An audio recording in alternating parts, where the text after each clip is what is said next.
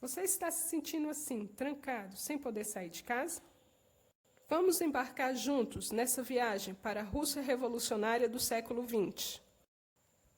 Neste período, a Rússia era governada pelo czar Nicolau II.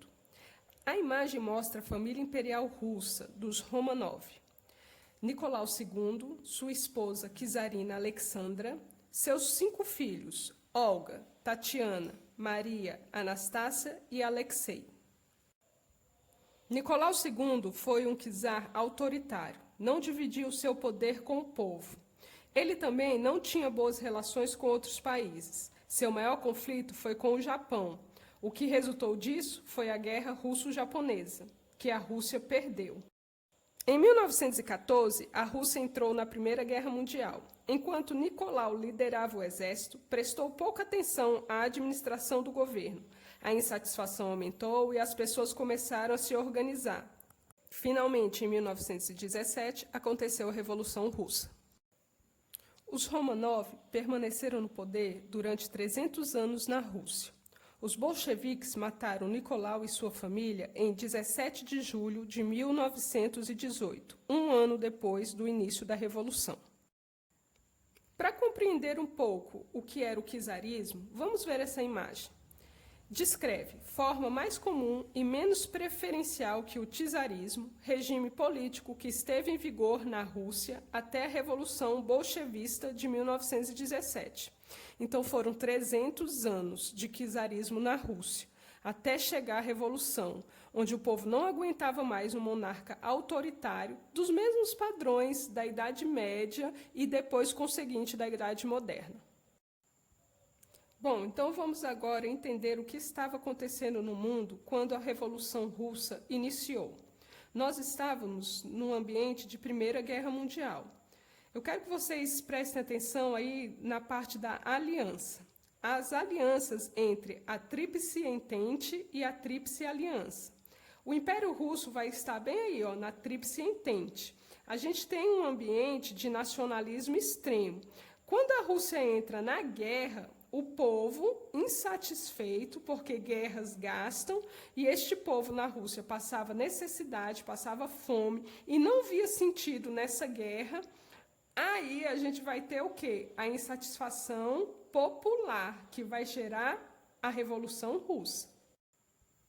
O aumento do capitalismo devido à Revolução Industrial, aí ó, bem no cantinho aí que vocês estão vendo no mapa mental, também foi uma das características para o ambiente dessa nova revolução, tá? Porque o socialismo vai nascer aí, tá bom? Com os ideais marxistas de Marx e de Engels, tá? E aí vai entrar no que deriva o socialismo real. Os bolcheviques vão assumir o comando político da Rússia após a Revolução Russa, em outubro de 1917. E terão um lema para essa revolução: paz, terra e pão.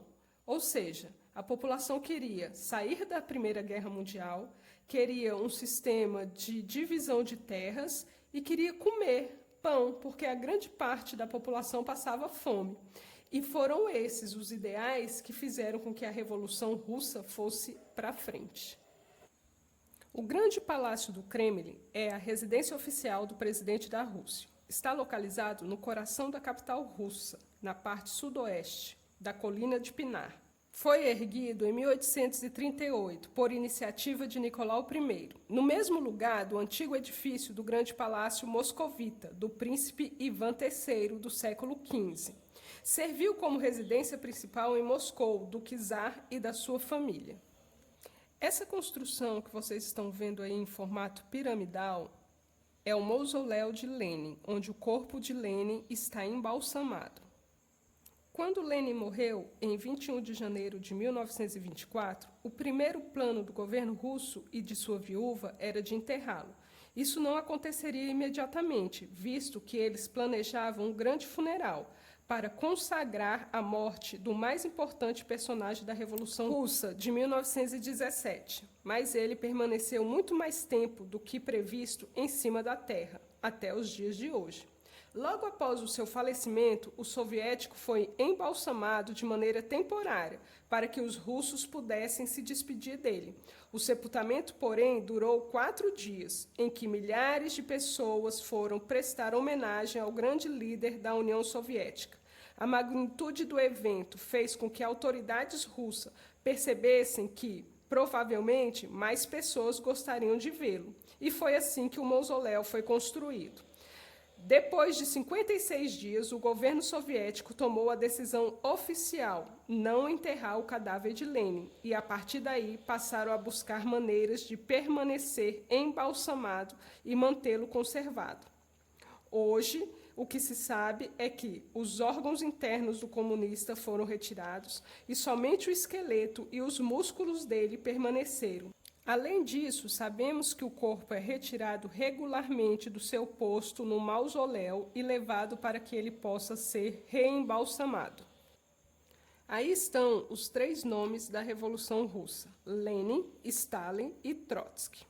Quando Lenin morreu em 1924, ele deixou um legado que automaticamente seria preenchido por Trotsky. Só que Stalin deu um golpe.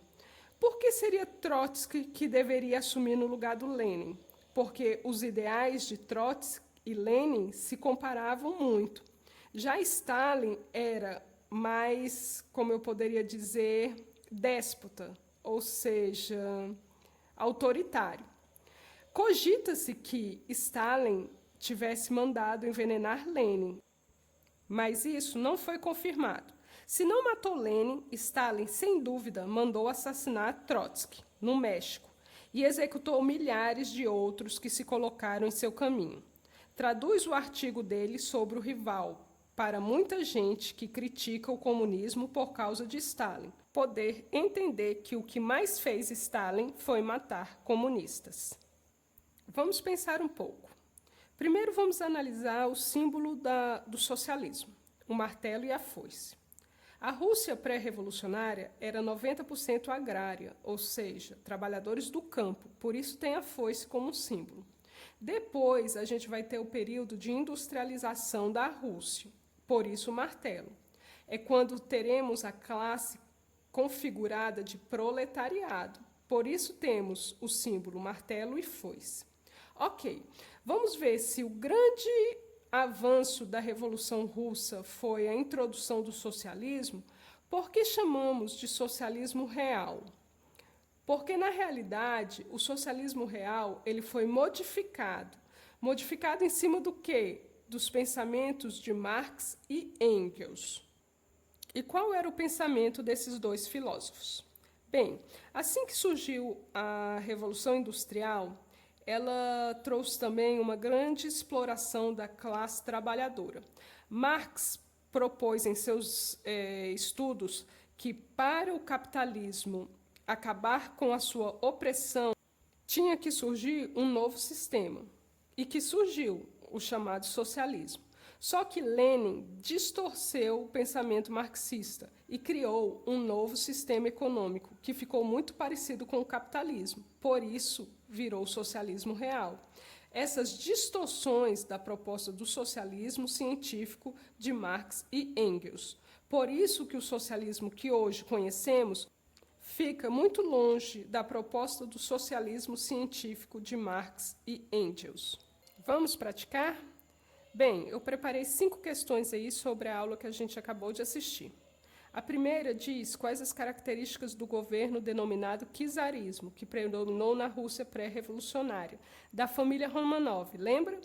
A segunda já fala sobre o lema da Revolução Russa e você colocar o significado do símbolo que tem na bandeira revolucionária. A terceira questão, o que significa os termos bolcheviques, mencheviques? Daí ficou bem claro na aula que a gente deu.